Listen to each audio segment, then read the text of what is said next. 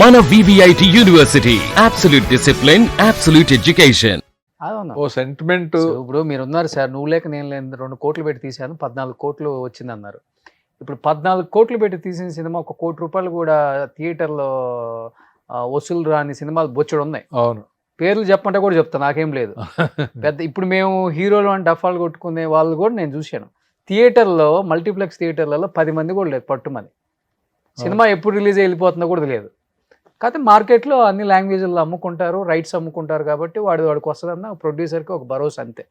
అంతకుమించి ఏమైనా ఉందా సార్? మరి ఇక్కడ ఎవడు డెస్టినీ ఎవడు ఇది చెప్తారు కదా, ఏదో ఇది చేయరు, ఎవరు రూట్ వాడిదే ఇక్కడ, కాదంటలేదు. కాకపోతే నేను అనేది ఏంటంటే, సక్సెస్ వచ్చినప్పుడు వాడే ఎంజాయ్ చేస్తాడు, సక్సెస్ రానప్పుడు డైరెక్టర్ నెత్తినేస్తారు. అది కామన్ అయిపోయింది.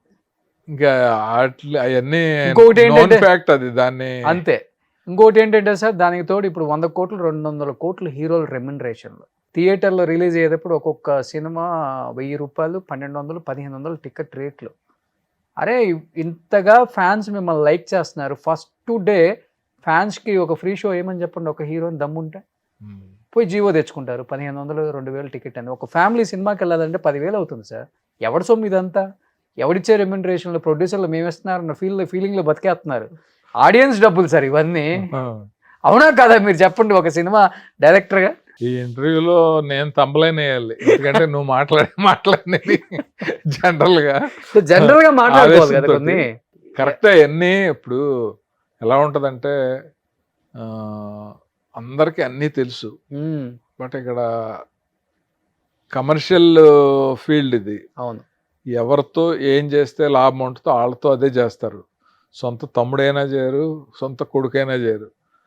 నా కొడుకు వీడి మీద 2 కోట్లు పెడితే వస్తో రాదో అనే ఆలోచనలో చేయని వాళ్ళు కూడా ఉన్నారు, తెలుసు కదా. ఉన్నారు. బయట వాళ్ళు నమ్మి చేసిన వాళ్ళు కూడా ఉన్నారు. సో అందువల్ల ఏంటంటే, మనం ఎవరిని ఏమనలేం.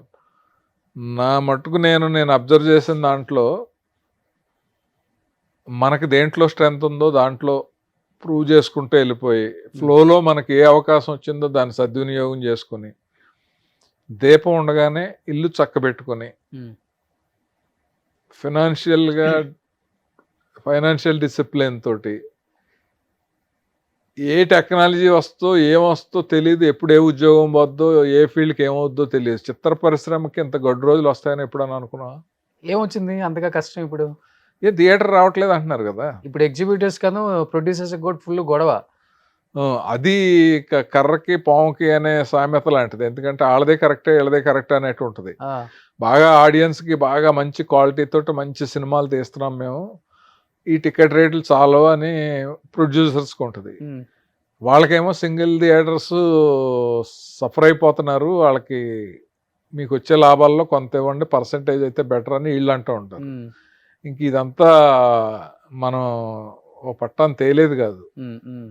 ఎందుకంటే ఇద్దరు సైడ్ న్యాయం ఉందని అంటే, ఇంకా పెద్దలు ఎలా డిసైడ్ చేస్తారో అది చూసుకోవాలి తప్ప మనం ఇది కరెక్ట్ ఇది రాంగ్ అని చెప్పలేం. ఓకే. ఇప్పుడు మొన్న సునీల్ గారు కాను ఆ ప్రొడ్యూసరు నాగవంశీకి ఫుల్ ఫైట్ కదా సార్. డైలాగ్ వారు అంటే పెద్ద వాళ్ళే వాళ్ళు కొట్టుకుంటున్నారు. ఇప్పుడు ఇక్కడ వీళ్ళు ఎంజాయ్ చేస్తున్నారు. అంటే ఇప్పుడు ఎవరిది తప్పని నేను అడగను కానీ సార్, అది ఎంతవరకు తీసుకెళ్తుంది రేపు రోజున మీరు అన్నట్లుగానే సినిమా మారిపోయింది, వైడ్ రేంజ్లో ఆలోచిస్తున్నారు, మీరు అన్నట్లుగానే బడ్జెట్లు పెరిగిపోతున్నాయి. సో ఏదున్నా కానీ ఆ భారం అంతా పడేది ఆడియన్స్ మీదే పాపం. అదే అన్నిటికంటే కూడా పెద్ద సినిమాలు వదిలేస్తే చిన్న సినిమాలతో కంపేర్ చేసి ఓటీటీ అనేది డామినేట్ చేసింది. అవును. ఎందుకంటే ఒకప్పుడు ఒక వైడ్ స్క్రీన్లో సినిమా చూస్తే ఉండే తృప్తి, వెళ్తున్నాం అంటే ఉండే ఫీలింగు, వెళ్ళొచ్చాక ఉండే సాటిస్ఫాక్షన్, అదంతా వేరుగా ఉండేది. ఓకే. థియేటర్ నుంచి హాల్లోకి టీవీ రూపంలో మనకి సినిమా హాల్లోకి వచ్చాక కొంత తగ్గింది. అవును.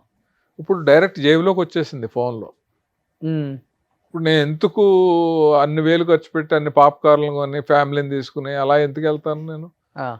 సో తర్వాత ఓటీటీ డైరెక్ట్ థియేటర్ అయిపోయింది మనకి. అవును. ఫ్యామిలీ థియేటర్ అయిపోయింది. అవును.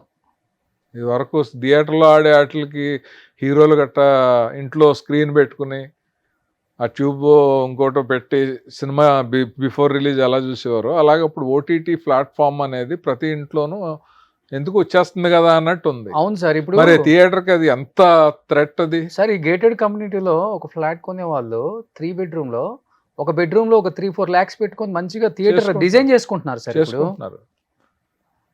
లైఫ్ లాంగ్ యూజ్ అవుతుంది మనకి. అన్ని వాళ్ళ సినిమాలు ఫ్యామిలీ OTT కి అందరికి మంచి వచ్చేస్తున్నాయి. రిక్లైనర్స్ పెట్టుకుని ఆ, హ్యాపీగా చూస్తున్నారు. సో ఇవన్నీ కూడా థియేటర్కి జనం రాకుండా ఉండటానికి థ్రెట్ అయ్యాయి.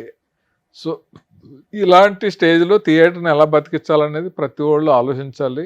ఉమ్, దానికి తమ వంతు కృషి నేనేది రెమ్యునరేషన్స్ తగ్గించుకుంటారా, బడ్జెట్లు తగ్గిస్తారా, లేకపోతే థియేటర్లో జీవో తీసుకొచ్చి ఇలా పర్సంటేజా, లేకపోతే ఆ పాప్కార్న్ రేట్లు తగ్గిస్తారు, ఏం చేస్తారో ఏం చేసినా సరే ఆడియన్స్ థియేటర్కి రావటానికి ఏం చేయాలో వీళ్ళు చేస్తే ఉమ్, డైరెక్టర్లు, టెక్నీషియన్స్, మన రైటర్స్ వీళ్ళందరూ కూడా మంచి కంటెంట్ తోటి సినిమాలు చేసి, ఎందుకంటే కంటెంట్ ఉంటే అవును. ఇప్పుడు Content మన ఉంటే theatre కి రాజువేడ్స్ సినిమా రాంబాయి చూశారు, బలగం చూశారు, కోర్టు చూశారు,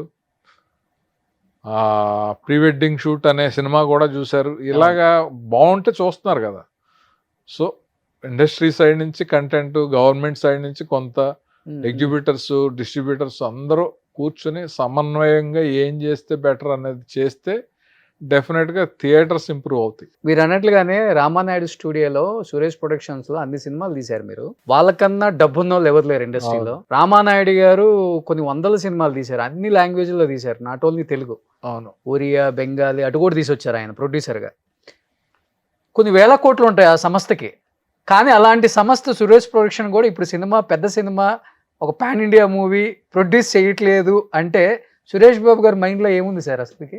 నెక్స్ట్ జనరేషన్ వచ్చేసింది. ఆ. ఇప్పుడు రాణా ఇండస్ట్రీలో చాలా మందికి బాంబే ఫీల్డ్ కానీ అన్ని రిలేషన్స్ అన్నీ అతనే కనెక్ట్ చేస్తున్నాడు. ఉమ్, లాంగ్వేజ్ కానీ, హిందీ కానీ ఇవన్నీ కూడా చాలా బాహుబలి అప్పుడు కానీ అతనే చేశాడు, అతనికి మంచి కనెక్షన్స్ ఉన్నాయి అనేది ఉంది కదా. ఓకే. సో నెక్స్ట్ జనరేషన్కి వదిలేస్తున్నారు. సురేష్ బాబు అప్పుడు అదేమి ఉండేది కదా, ఓన్లీ తెలుగు ఉండేది. ఉమ్. సో ఆయన ఏంటంటే ఎందుకు వాళ్ళ నాన్నప్పుడే అన్ని లాంగ్వేజ్లు ఉండేది కదా. సురేష్ బాబు గారు ఇంకా అన్ని బాగా తెలుసు కదా ఆయనకు కూడా. తెలుసు అంటే సిస్టము, టెక్నాలజీ అన్నీ మారాక అప్డేట్ అయ్యి అన్నీ అంతే అంటారా, లేకపోతే ఇప్పుడున్న హీరోలను మెయింటైన్ చేయలేమనా? కొంత అది కూడా ఉంటుంది. ఇదే కదా మెయిన్. ఇప్పుడు ఒక కొత్త ప్రొడ్యూసర్ వెళ్ళి ఫోన్లో కానీ ఇంటికి వెళ్ళి కానీ టచ్లో ఉండేలాగా అలాంటి ప్రొడ్యూసర్స్ ఉండలేరు కదా. అలా ఉండలేక అలా టచ్, అప్పుడు ఆయనకి యాక్చువల్గా ఆయన ఇంట్లోనే బోల్డ్ మంది హీరోలు ఉన్నారు. నాగ చైతన్య ఉన్నాడు, రాణా ఉన్నాడు, మన వెంకటేష్ బాబు ఉన్నాడు. వాళ్ళతో చేసుకుంటే సరిపోద్ది కదా, చేస్తున్నారు కదా ఎలాగోని. మీరు అన్నట్లుగా వేల మీద లెక్కేసుకోవచ్చు వాళ్ళ మీద చేసే సినిమాలు కూడా. వాళ్ళకి కూడా ఎక్కువ బయట ప్రొడ్యూసర్స్ వాళ్ళ సినిమాలు కూడా. అంటే వాళ్ళు రిస్క్ ఎందుకు అనుకున్నారు అంతే. ఇంకోటి ఏంటంటే ఒక ఏజ్ వరకు రిస్క్ చేస్తారు. ఒక 60-65 వచ్చాక రిస్క్ చేసి ఏదైనా పోగొట్టుకుంటే రికవర్ చేసుకునే ఏజ్ ఉండదు. అది కూడా తెలివైన వాళ్ళు ఆలోచిస్తారు. ఓకే. అల్లు అరవింద్ గారు కూడా అదే ఆలోచిస్తున్నారు. ఎవరైనా అంతే. అంతే. అది అలా ఆలోచించడం తప్పు కదా, స్మార్ట్నెస్. సక్సెస్ని బట్టే మనిషికి విలువ ఉంటుంది. ఎగ్జాక్ట్లీ. సుమన్ టీవీలో మీ పర్సనల్ అండ్ బిజినెస్ ప్రమోషన్స్ కోసం కింది నెంబర్కి కాంటాక్ట్ చేయండి.